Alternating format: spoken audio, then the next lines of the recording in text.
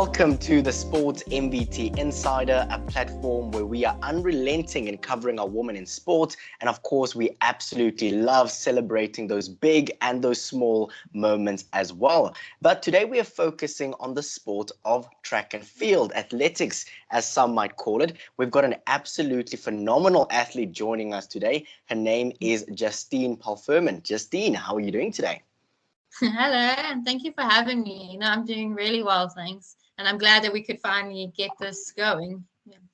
Definitely. Thank you so much for joining us. And of course, we truly appreciate your time as well. But I would like to start off here before we jump into the athletic conversation and talking about all your amazing achievements. Let's take you away from track and field. Who is Justine away from the track, the field, the training? What do you do for fun? Sure. What do I do for fun? I think for me, it's just I like to be with my family. I like to be with my husband. I like to be outside and just relaxing. So whether it's wine tasting, which I do enjoy, or just going to the beach, or even just being at home on the couch, as long as I'm with the people I love, then I'm having fun. Obviously, there's the track side of my life, but I also then coach. I also work at a school for part-time as athletics manager, and I'm also studying. So there's a lot of parts moving in my life here. Absolutely beautiful. Let's talk a little bit about your journey as a young athlete. I know that you fell in love with the sport of swimming as well as field hockey before you actually started focusing specifically on athletics. Tell us about those sports and why you love them so much. Oh, I think growing up, sports has just been a major part of our family. My mom and dad met on the track, and that's how they fell in love, and then they got married. My mom is a swimming coach. She's also a hockey coach. My dad was my athletics coach. So there's just our family is just in love with sport.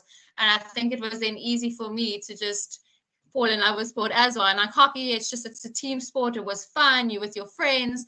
Swimming, who doesn't love being in the water? So, I mean, just sport in general, I just love doing it. And I think being competitive also helps with loving to do a sport and, just show your talent. Oh, absolutely beautiful. Let's talk a little bit about when you started to focus on athletics, but more specifically when you decided to specialize in the 200 and the 400 meters. Tell us a little bit about that journey and, of course, that decision.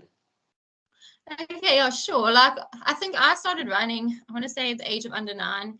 And that's when you're just doing the 60, the 80. Then you realize you're a bit better at the 80. Then you go to 80 and 100. As you get older, the 100's better. Then it's 100, 150. Then it's 100, 200. But I was always better at the longer events.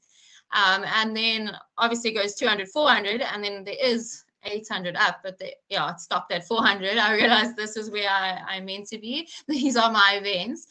So I don't specifically say I think you ever choose your events. I always feel that your events chose you.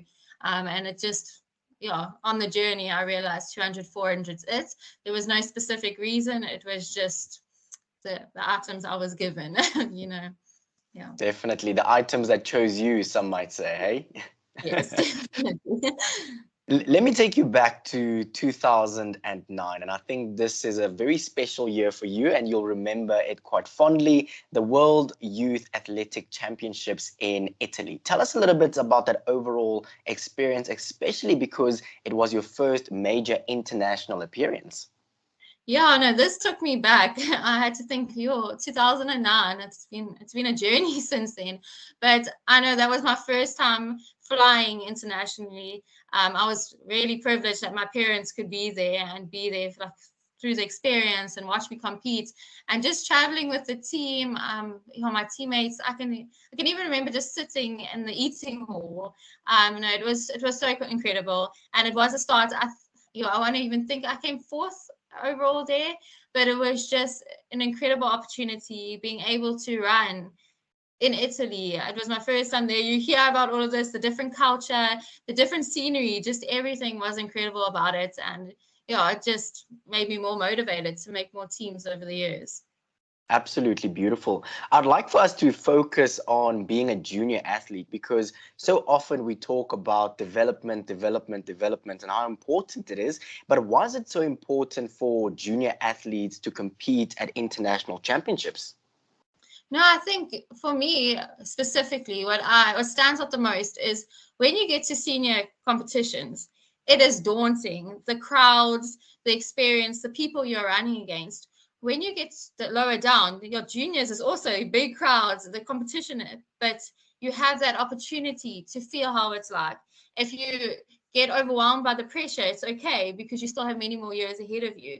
You get to realize how you cope under the pressure, under the competition, under traveling, yeah, how you experience everything, and you can learn from those experiences. And then throughout the years, I mean, it's not always just going to be better the next year, but with those 2 years under and all of that experience, then you move on and you go to the next, and all those experiences and all those, yeah, everything you learn from, you just keep using and as building blocks. And by the time you get to senior competition, it's not so scary. You're used to the core room. You're used to not having your coaches there when you warm up or having your family sitting in the crowds. Like yeah, I think it helps you build and grow into the athlete you need to be for when you get to senior competitions. Definitely. Let me take you back to 2013. Now, this is the year when you were just 19 years old and you made your debut at the World Athletics Championship. Tell us a little bit about that feeling, because I'm certain achieving the next level of your growth was also quite exciting. Yeah, if I think back to 2013, there was many new things that year. I started at Stellenbosch University, so I left home. It was a new coach. There were so many things that were new, and then for me to still be able to make a team like that and to go to World Seniors, it was just incredible. And yeah, it was just, I think it was Russia. Just the people I got to meet, the athletes I traveled with. I mean, it's just like you're 19 and you're with the best in South Africa. So it was just an incredible journey. It was just incredible. I know I can't even really remember how I ran, because I think for me, I may have made a semi-final in the 200 or could have been the next champs, but it wasn't really about how I ran, but about having the experience and being with those athletes and being one of the top athletes in the world, really, to be able to qualify and be there. Oh, absolutely beautiful. Let's focus on being a student. You mentioned earlier starting your journey with Martys as well, but specifically, let's look at the World Student Games. Why are these games so important for student athletes? No, I think they are great because obviously you're competing against people who are in the same or experiencing the same things as you. They're also going to class. They also have to do assignments. They also have to find time for the track. They also have to do recovery. You know, everyone's like-minded, and you get to experience this together. And with that, you also, I found the world students to be sort of like a mini Olympics. You get to live in a village. There are all the other countries living there with you. You get to go to eating hall. All the countries are eating there as well. You have like the different stations they have at the Olympics. Like there's there was Chinese food, there's sushi, there's pizza, I think my first world students, there was even a McDonald's in the eating hall. So you get to have sort of that same experience, maybe at a lower scale, as you would living in the village, seeing how it would be. Like they have a games hall, they have like all the activities for you to do. So it's sort of like the next step is going to obviously the more like the Olympics, but you get to have those experiences and you get to do it also while being a student and against just people who are like going through the same experiences, I guess. Yeah. You talk about the Olympic Games, and I would like to focus on the 2016 Olympic Games when you made your Olympic debut. And I also know that you dedicated these Olympic Games and your performances to somebody very specific. Tell us about this person. Sure. I can't remember exactly who I may have at that time, but now when I look back on it, it's my parents, definitely. I mean, they sacrificed so much to get me to where I am in my life. They would drive us from 𝗙ecie𝗰𝗶𝗹, which is in KZN, to Bloemfontein, or to Potch, or to Germiston, or wherever we needed to be. They were there. They were in the crowds. We went to 𝗀𝗙cie town to buy me my first pair of spikes. They were at every competition. If it was raining, if it was hailing, anything, they were always there. And they also put a whole fundraising committee together so they could get my coach there and my doctor there, that they could be there with their little t-shirts on in the crowd. So it was definitely it was definitely my parents. And then obviously my family supported me as well there. And then he was my boyfriend, then my husband now, he was also there. So they were all with me throughout the whole journey. So yeah, it definitely was my parents. Yeah. Absolutely amazing. Let's talk a little bit about the club that you are a part of, the Martys Athletic Club. What makes this club your home and so special to you? Yeah, there's so many things about Martys Athletics, but it's definitely the people. It's the people I've met along the way, the people that were strangers that became friends and are now like family. It's the people that will always be there on the side of the track if you need a hug or you need a chat. Or if you're crying, they're there. They know what you're going through, and they've always been there for you. So for me, it's definitely the people that have been with me on my journeys. I think those people that I had a training partner, Shane. I kept forgetting her name at the beginning. I was very English. She had a very Afrikaans name, so she became the blonde girl. But now she's like my best friend, one of them. And she was at my wedding. She was one of my bridesmaids. So from going from completely not knowing her, not being able to remember her name, to now having such a great friend from there. So it's definitely the people. Oh, absolutely beautiful.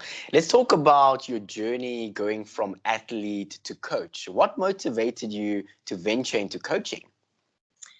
I think coaching is difficult just in general. I wasn't really sure if it was ever something for me, but what I enjoy is the journeying with the athletes. So I know as a young athlete what I struggled with, the pressures I went through, how I maybe the anxiety or what I experienced before a race. And I want to help younger athletes or seniors to also not go through that same experience. So if there's something that I can pick up on or some wisdom that I can give to prepare them or just to help them along their journey, that's definitely, I think, why. It's more to help athletes, just so that they have a better positive experience throughout it all. So that's definitely my motivation. Definitely. Let's talk a little bit about that moment when you finally hang up your spikes and you decide that I want to retire. How would you like to be remembered for, and especially looking at your competitive career as an athlete? This one is hard because I think as an athlete, you want results. You like to win. There's the championships. But I think I want to be remembered for more than just my achievements. Yes, there's been incredible achievements along the way, and that is part of athletics. But I hope that I made an impact on somebody's life. If I helped them carry their bag or helped them with their blocks or was just there if they needed someone to talk to. Because I know I'm very focused on races, but that's more just me challenging my anxiety and just trying to stay in control, that I'm often very quiet and very reserved. But I hope that I could have just been there for someone who needed me when they needed someone, that I could have been there. You're locked onto the Sport MVT Insider, a podcast for unrelenting coverage of women in sport. I absolutely love diving deeper into the journeys of our athletes, coaches, and administrators to get to know them a little bit better than we do. Coming up this Wednesday is an interesting round of quick fire questions, a great opportunity for some good laughs and some great banter. Keep it locked onto Sport MVT, where we celebrate our women in sport.